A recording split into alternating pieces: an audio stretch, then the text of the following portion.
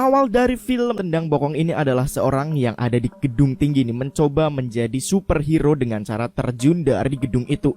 Tetapi ya naas, bukannya orang itu terbang, dirinya malah jatuh dan terjeglok di atas mobil.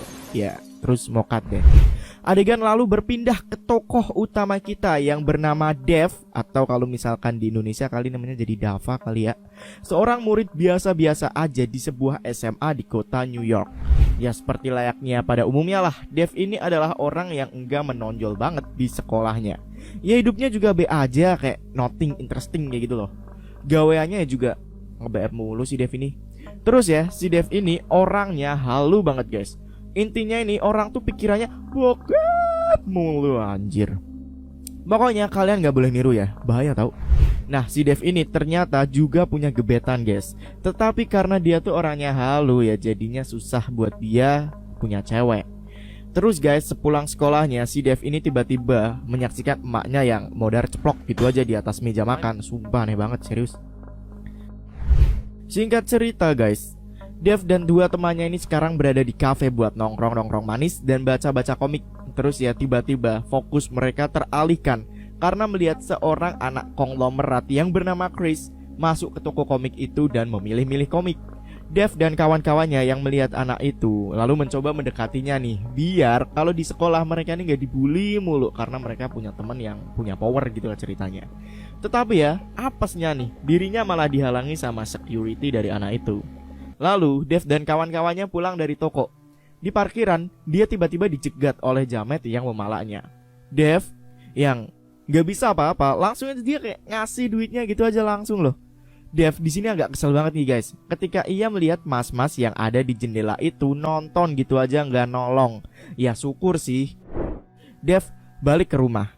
Terus ya dia nontonin Shopee hingga akhirnya ia check out sebuah kostum yang terlihat ketat dan semlohai. Lalu ia check out semuanya. Di tempat lain guys, seorang gangster bocin yang kita sebut aja botak licin ya, sedang menginterogasi salah seorang pengkhianat di gengnya. Pengkhianat ini nih katanya mencuri gelek dari si bocin itu, bocak licin ya. Dan botak licin yang udah muak dengan dirinya langsung aja deh mencincong cara wow. Dan akhirnya botak licin pun selesai melakukan hal haram, masuk ke mobil dan ternyata si bocak licin ini adalah bapak dari si anak konglomerat tadi, si Chris. Selesai melakukan hal haram, lalu si Chris dan ayahnya masuk ke sebuah stadion. Dan pas banget si Dev serta kawan-kawannya baru aja keluar dari stadion itu. Setelah itu guys, Dev balik ke rumah dan melihat paketnya sudah sampai. Dev langsung memakai kostumnya. Jangan salah fokus loh. Si Dev langsung bertingkah aneh polah banget di depan cermin. Lalu nih di tempat lain guys, seorang gadis dan bokapnya ada di sebuah got yang kering. Ayah itu tiba-tiba menembak anak gadisnya itu. Anak gadisnya ini santai aja dong karena dia pakai rompi anti peluru. Nah terus ya si ayah mengiming-imingi anaknya itu kalau sehabis latihan dirinya akan mengajak anaknya main bowling. Nah anaknya yang aneh dan gak ada akhlak ini terus minta ke ayahnya sebuah kado nih. Tetapi bukan kado biasa guys. Anak gak ada akhlak itu minta dibeliin senjata. Sakit jiwa. Di sekolahnya, si Dev yang nama panggilan barunya adalah Kick-Ass menggambar di bukunya. Dan sepulang sekolah dirinya lalu berlatih dan terus berlatih hingga ia menjadi berotot kayak Deddy Kobuser. Si Kick-Ass ini berlatih untuk melompati gedung. Tetapi apa yang terjadi? Dirinya masih takut untuk melakukan lompatan surga. Dev pun cabut. Lalu ia melihat sebuah pencurian di parkiran yang tadi. Dev kabur, tetapi yang gak kabur-kabur banget sih. Dirinya malah berganti ke kostum Kick-Ass. Dev lalu menghampiri perampok itu. Tetapi nih gengs, gara-gara gayanya yang absurd, akhirnya perampok itu malah ngakak abis. Dev yang mencoba melawan akhirnya bertarung dengan pencuri itu. Tetapi sayang Dev tertusuk. Dev udah jatuh tertimpa tangga. Dirinya yang tadi tertusuk ternyata juga tertabrak mobil. Aduh apes banget gila. Dev masuk ke UGD dan sempat dirawat. Lalu di tempat lain nih guys, di sebuah apartemen mewah, antek-antek dari botak licin masuk ke apartemennya si botak licin. Botak licin menyambutnya, lalu si antek-antek yang bernama Topik mengajak botak licin ini berbicara empat mata soal bisnisnya yang sepertinya agak terganggu. Di lain tempat, si bapak tadi dan si anak berada. Lalu si anak tersebut masuk ke ruangan senjata bapaknya. Si bapak terus memberi anak itu kado yang ternyata itu adalah butterfly knife. Anaknya yang senang ini ternyata udah mahir banget loh bermain butterfly knife. Lalu guys, di rumah botak licin, anak botak licin yang bernama Chris sedang bermain mafia-mafiaan. Ia lalu mendapat telepon dan memberikannya ke si botak licin. Ternyata telepon itu berasal dari si Joe, tangan kanannya. Joe ini ternyata sedang menyiksa seorang karena mengacaukan bisnisnya guys. Orang itu lalu dimasukkan ke sebuah microwave yang sangat besar hingga meledak gitu aja. Lalu si Dev nih, yang sekarang udah siuman, berangkat ke sekolahnya. Lalu di lorong ia bertemu dengan gebetannya si Ratna. Si Ratna lalu mengajak Dev untuk membaca komik bersama dan nongkrong-nongkrong manis. Nah lalu nih, si Dev yang berjalan dengan teman-temannya ini baru tahu bahwa ada sebuah rumor yang menyebutkan bahwa dirinya adalah homo. Dev lalu berlatih kembali untuk menjadi lebih kuat dan lebih berani. Dev mulai menjalani pekerjaannya sebagai superhero. Salah satunya adalah seperti membantu warga untuk mencari kucing. Dan singkat cerita nih guys, ia sampai di sebuah minimarket. Lalu ia melihat ke atas ke papan iklan bahwa ternyata kucing yang dicarinya ada di sana. Si Dev yang mencoba untuk memanjat, tiba-tiba ia terjatuh dan tersandung seorang gangster yang sedang dikejar-kejar dan dipukuli. Si Dev menolak orang itu guys, tetapi para gangster yang lebih banyak jumlahnya akhirnya malah mengkeroyoknya. Si Dev lalu menyuruh orang lewat untuk menelpon 911. Tetapi orang lewat tadi bukannya telepon, tetapi malah memanggil teman-temannya untuk melihat perkelahian dari si Dev. Dev yang terpojok disuruh gangster tersebut untuk menyerah, tetapi si Dev kekeh. Dan lalu polisi datang. Gangster itu pun kabur. Dan dari kejadian ini sekarang Kick-Ass menjadi terkenal, viral, bahkan sampai ke seluruh seantero Amerika. Dirinya menjadi perbincangan para warga guys. Sampai-sampai sosmed milik Kick-Ass memiliki banyak follower dan mungkin udah bisa open promote dan endorsement ya. Singkat cerita, Dev yang masuk ke toko komik kaget nih ketika Kick-Ass menjadi seviral itu. Di lain tempat, si bapak dan si anak menonton berita dari Kick-Ass. Ya tetapi gak hanya dia aja, keluarga botak licin juga menonton berita dari Kick-Ass. Keesokan harinya Dev bersama Ratna ngopi bareng. Ratna ini salting banget sama Dev, dan ia ingin memiliki teman seperti Dev. Iya, teman yang tanda kutip homo. Malam harinya Dev patroli lagi nih guys. Dev masuk ke sebuah gedung apartemen, lalu ia berjalan ke sebuah ruangan dan meminta izin ke penjaga pintu itu untuk bertemu dengan seseorang yang bernama Rasul. Dev akhirnya masuk ke apartemen tersebut dan bertemu dengan Rasul itu sendiri. Dev membawa pesan dari si Ratna, atau kita sebut aja nama aslinya Kathy ya. Dev lalu meminta Rasul untuk menjauh dari Ratna. Rasul dan kawan-kawannya lalu mengepung Dev. Dev menyetrum Rasul. Rasul lalu mengambil sebilah pisau dan akan menusuknya. Tetapi guys, tiba-tiba Rasul sendirilah yang tertusuk sebilah pedang. Ternyata guys, yang menusuk Rasul adalah anak kecil yang bernama Hit Girl. Hit Girl bertarung dan membunuhi orang-orang yang ada di apartemen itu dengan sadis. Dan seusai itu guys, Hit Girl mengambil seluruh uang yang ada di apartemen itu dan pergi. Kick-Ass lalu mengikuti anak itu. Lalu Hit Girl memperkenalkan ayahnya yang bernama Big Daddy. Dan dua orang gila itu pun pergi. Dan sepulangnya di rumah, entah kenapa si Dev menjadi insecure. Kembali ke botak licin guys. Botak licin bingung nih karena si Joe bilang bahwa Kick-Ass membunuh orang-orang dari botak licin. Ya padahal kan Kick-Ass gak bisa ngelakuin hal itu ya. Dirinya malah difitnah. Lalu di rumah Kick-Ass, dirinya yang tertidur kaget nih ketika Big Daddy dan Hit Girl mengunjungi rumahnya. Kick-Ass yang takut lalu berpikiran untuk menutup situs MySpace dan pensiun aja deh. Terus guys, si botak licin ini bilang ke koneksinya yang di polisi untuk menangkap Kick-Ass.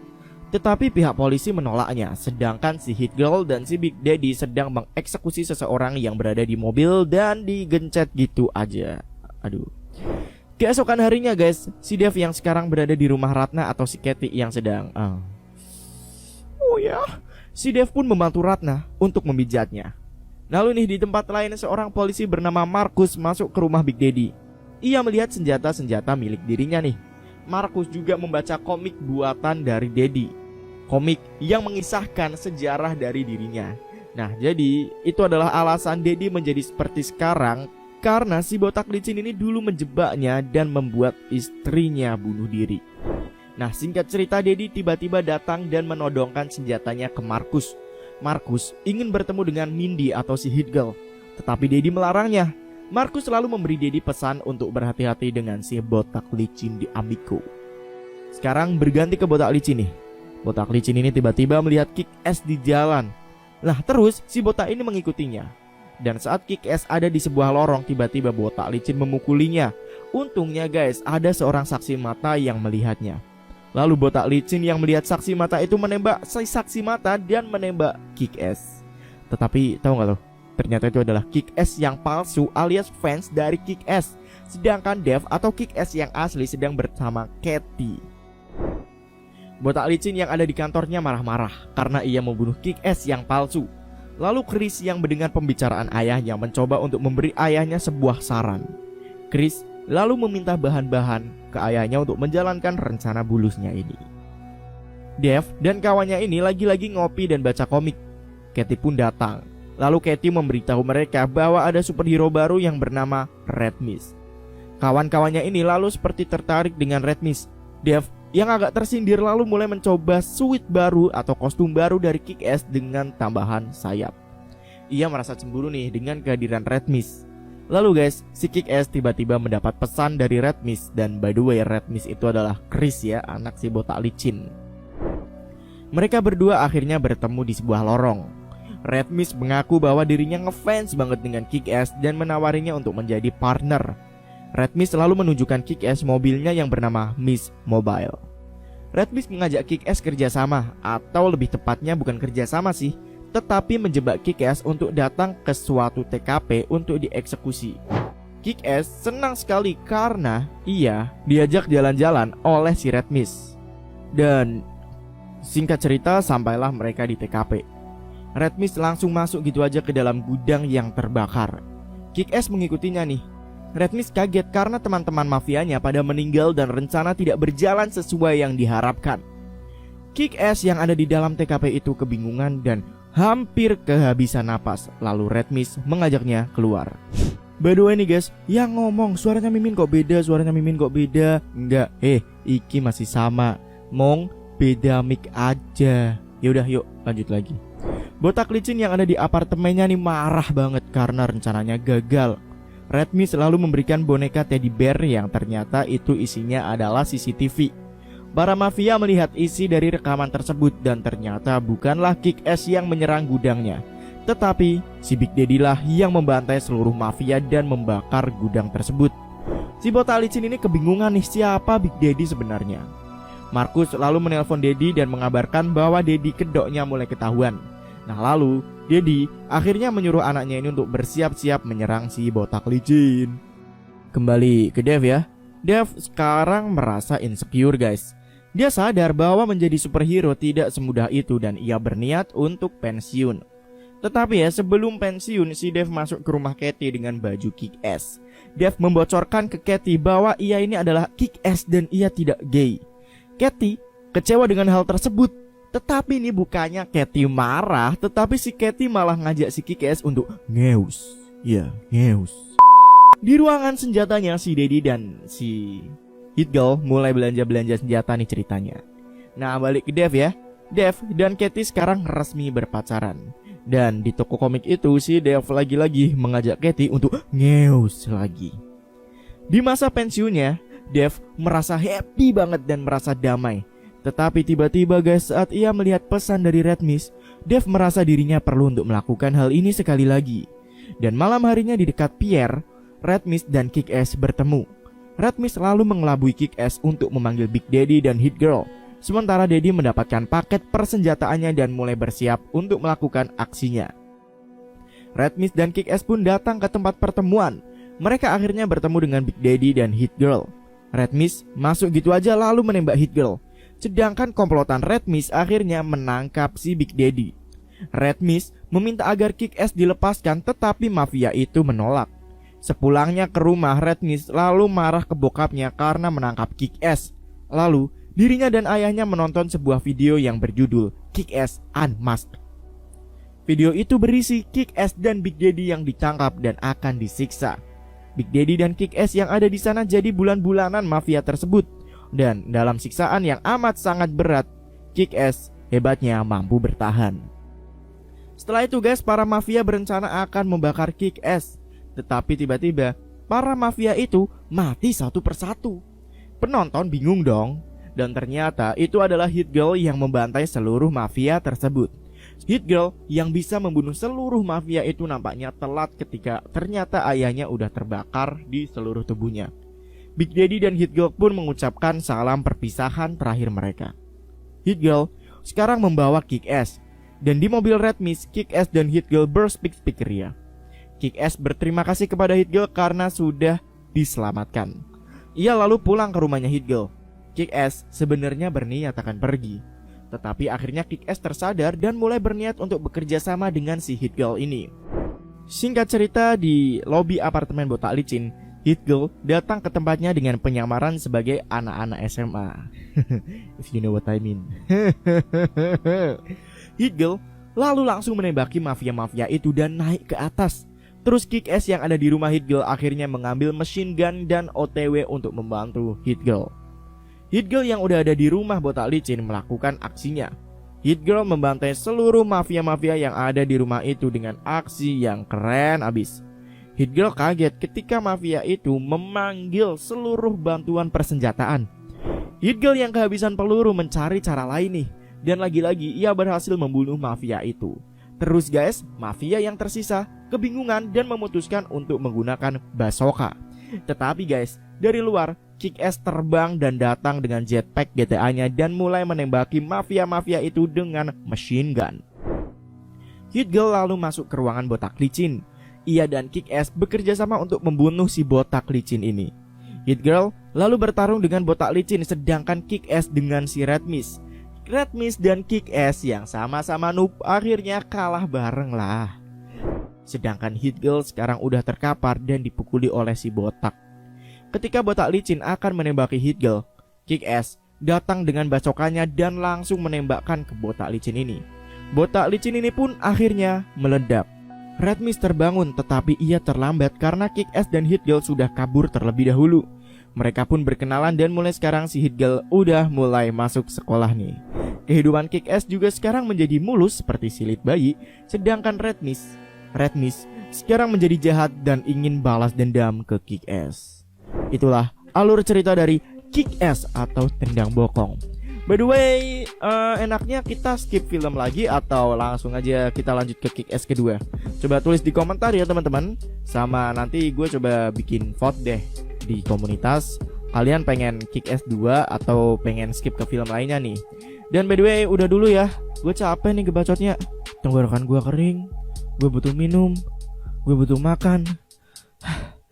Ya udah teman-teman, Minjat pamit ya. Mic drop and out. Ciao. Sampai berjumpa lagi. Ciao.